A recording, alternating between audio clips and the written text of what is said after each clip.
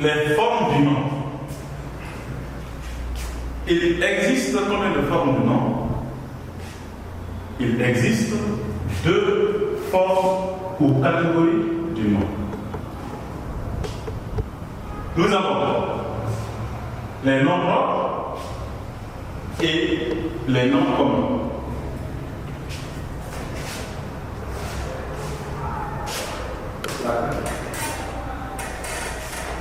Nous avons les noms propres et les noms communs.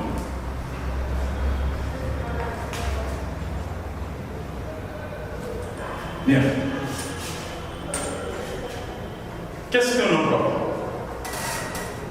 Par définition, vous retiendrez que le nom propre désigne en particulier une seule personne, un seul animal ou une seule chose. Ces noms propres n'ont pas de définition que l'on retrouve dans le dictionnaire. Et ils ne sont pas accompagnés d'un déterminant. Sauf certains noms géographiques. Et à ce niveau, il faut noter les noms de certaines villes, les noms de certains pays, les noms de certains peuples.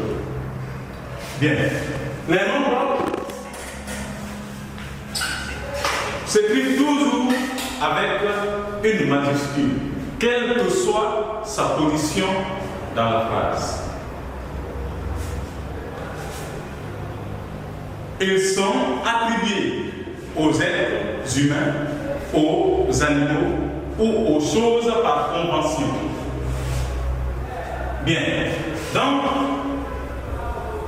il existe combien de types de noms propres? Nous retiendrons pour notre cours qu'il existe 3 types de noms propres. Qui sont? Nous avons les noms propres de personnes,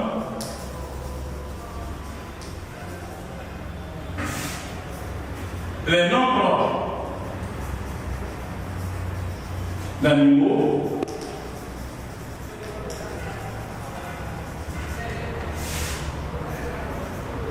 et les noms propres de choses. Si nous revenons à notre corpus, nous avons, est-ce que nous avons des noms propres de personnes dans notre corpus? Si on regarde les phrases de ce texte, au niveau de la 4e phrase, nous avons un nom propre de personne. C'est Moussa. On va souligner de 2 traits. Moussa est un nom propre de personne. Alors pourquoi Moussa est un nom propre de personne? Moussa est un nom propre de personne parce que Moussa désigne en particulier une seule personne. Bien. On vient au niveau des noms d'animaux. On regarde aussi.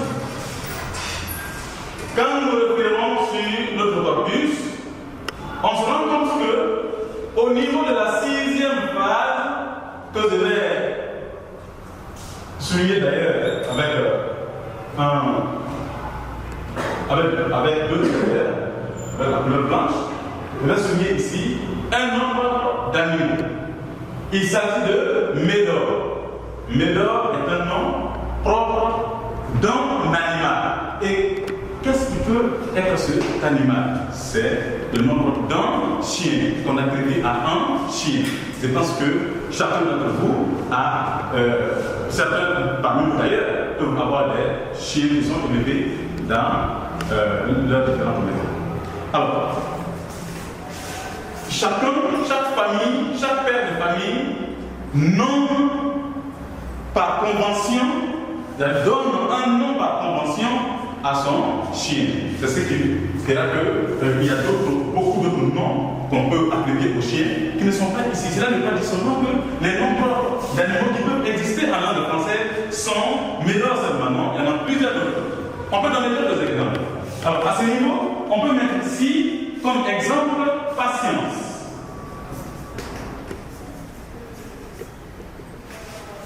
Il y a certains qui nomment leur chien lion. On va mettre les points de suspension. Bien. Après les noms propres d'animaux, nous avons les noms propres de choses. Alors, ici, si nous nous référons à notre corpus, nous avons un nom propre de choses. Quel est ce nom propre? On va l'encadrer. C'est chimie, qui est le nom propre donné à une discipline dans une bien entendu. Donc, c'est le nom propre qu'on peut, le nombre de choses qu'on peut repérer ici dans notre corpus, c'est chimie. Il y a aussi d'autres noms propres qui ne sont pas signalés ici dans ce corpus. Il y en a plein. Alors, qui?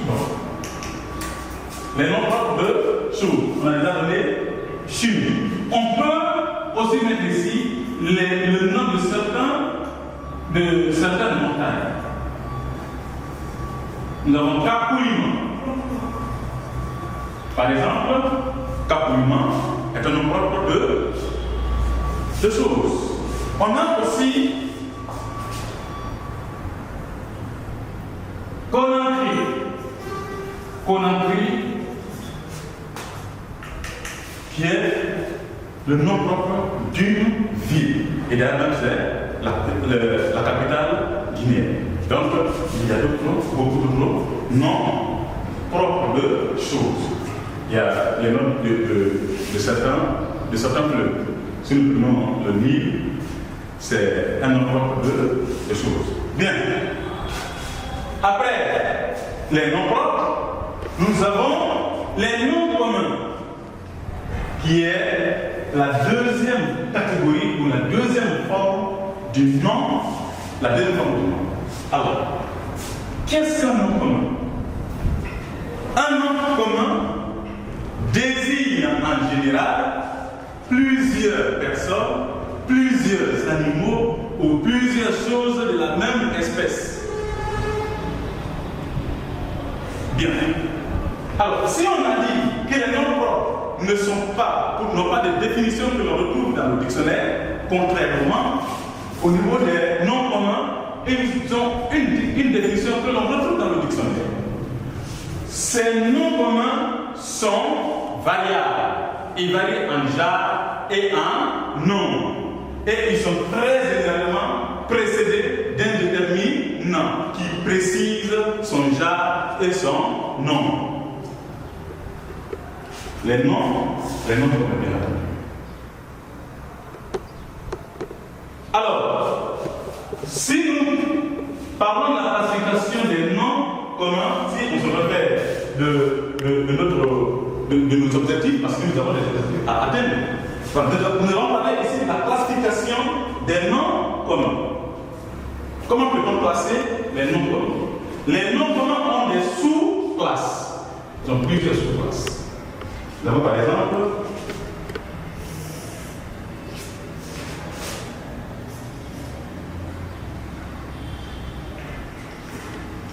les noms animés.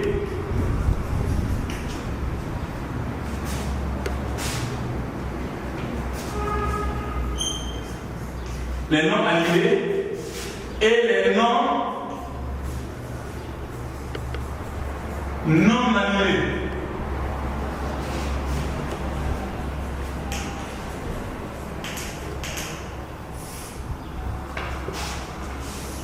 Alors, qu'est-ce qu'un nom?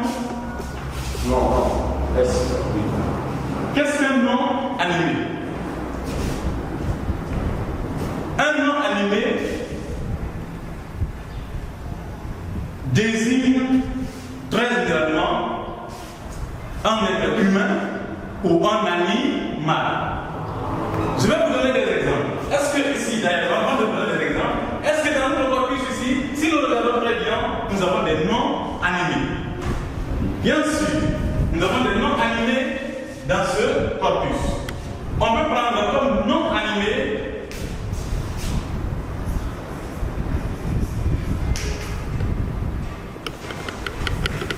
nom animé élève. Élève est un nom animé. Pourquoi élève est un nom animé? Élève est un nom animé parce que élève désigne ici des êtres humains qui sont des apprenants. Bien. On regarde encore. Est-ce qu'on peut trouver encore un autre nom animé ici? Parent. Parent est un nom animé. On continue.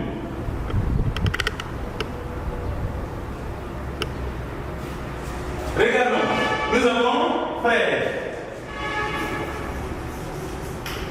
Frère est un nom animé.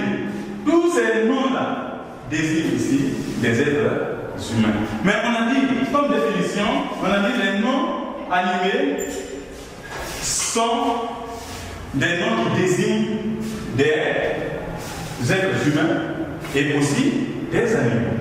Mais ici, nous avons élèves, nous avons parents, nous avons frères.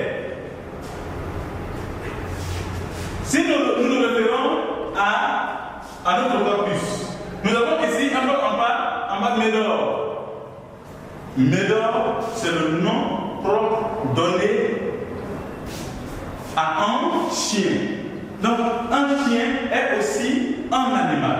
Donc, on peut mettre ici, comme exemple de nom animé, on peut mettre ici chien.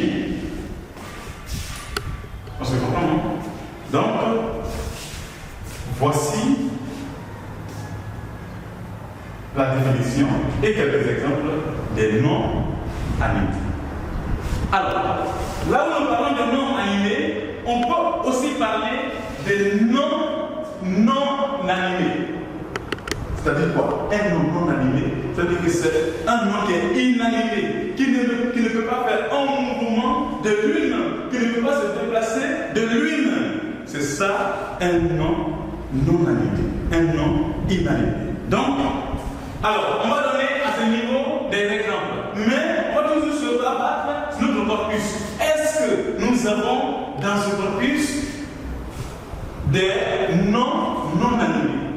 Vous regardez très bien? Bien sûr. Si nous prenons ici cours. Par exemple, si nous prenons le cours de l'école, la cour de l'école ne se déplace pas. On n'est jamais venu ici un matin et trouvé que la cour de l'école internationale de Conakry, on a laissé à la cimenterie Carrefour, ou alors on l'a laissé à son foyer. Donc ça veut dire que cour qui est là est un nom non animé, ou alors un nom inanimé. Bien, on regarde encore le corpus. L'école. École d'ailleurs, école. Voilà. École est un nom non animé. Bien, on regarde toujours. Fauteuil. Fauteuil est un nom non animé. Fauteuil. Fauteuil. Bien. Alors, ces noms non animés, si on les prend, cours qui est là, est quoi? Cours, on peut prendre le sens de cours, alors que école, on représente quoi? Ces deux mots-là représentent des lieux. Donc ça veut dire quoi? Les noms non animés peuvent représenter des noms qui désignent des lieux. Nous avons aussi fauteuil. Si nous prenons fauteuil, fauteuil désigne quoi? Fauteuil désigne un objet. Donc les noms non animés peuvent désigner des objets. Voilà. Bien, donc, après les noms non animés, on va toujours continuer notre classification. Nous avons les noms concrets et les noms abstraits. Bien. Demain ici, les noms concrets. Les noms concrets. Et les noms abstraits. Bien. Les noms concrets et les noms abstraits. Alors, qu'est-ce qu'un nom concret? Un nom concret est un nom qui désigne ici une réalité. Alors, qu'est-ce qu'on appelle réalité?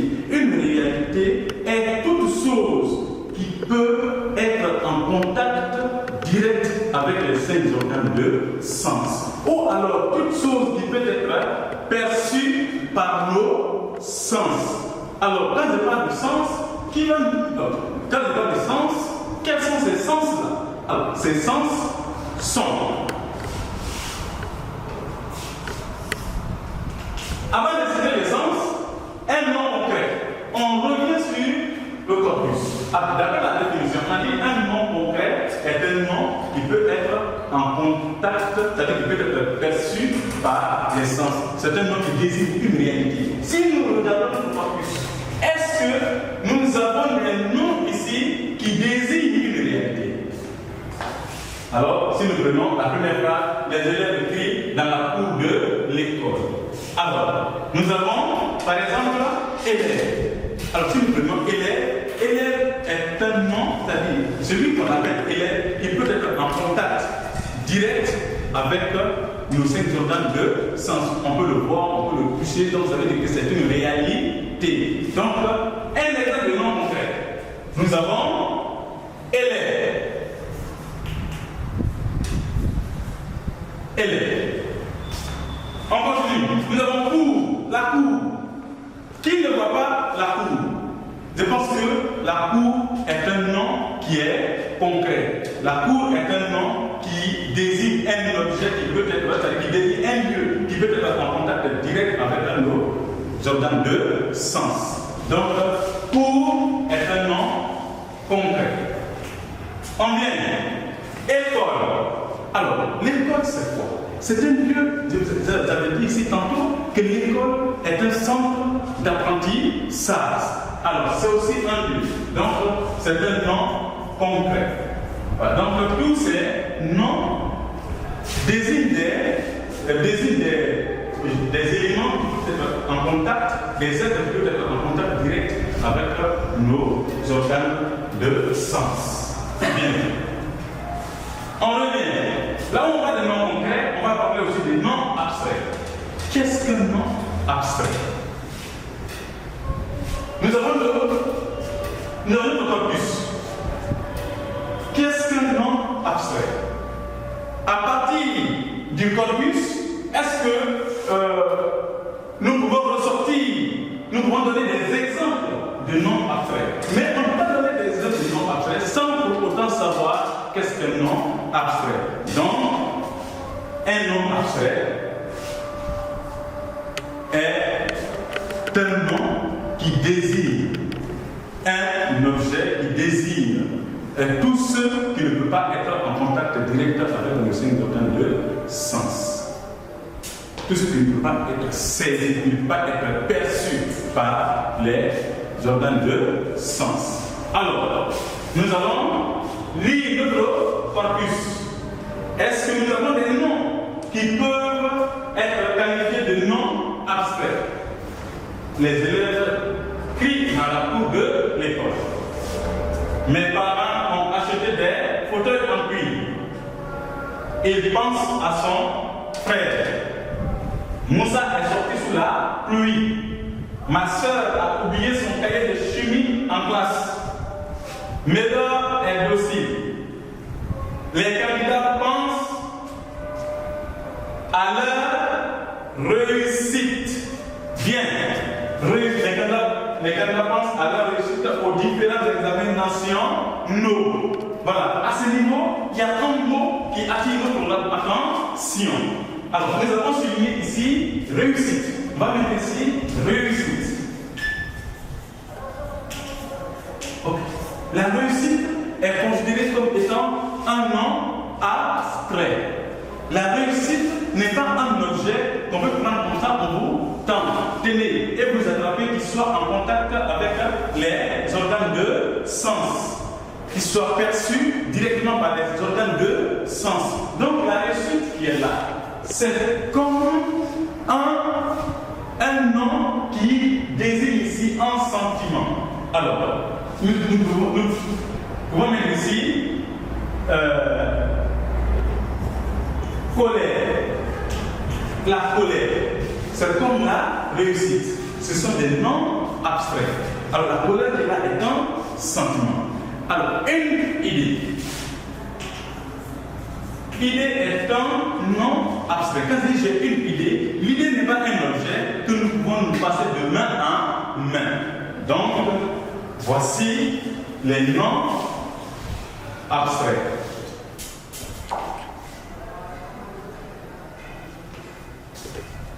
Dans la classification, nous avons placé les noms communs. À ce niveau, nous pouvons retenir que ce cours intitulé le nom, classification et forme est un cours très très important dans la connaissance, dans la maîtrise des notions élémentaires liées au groupe nominal. Bien donc, le nom, nous allons commencer par définir. Le nom est un mot variable qui désigne la personne, l'animal ou la chose. Il a pour rôle dans un message de nommer les personnes, de nommer des objets ou alors de nommer des choses. Bien, si nous prenons ces formes, le nom a essentiellement deux formes.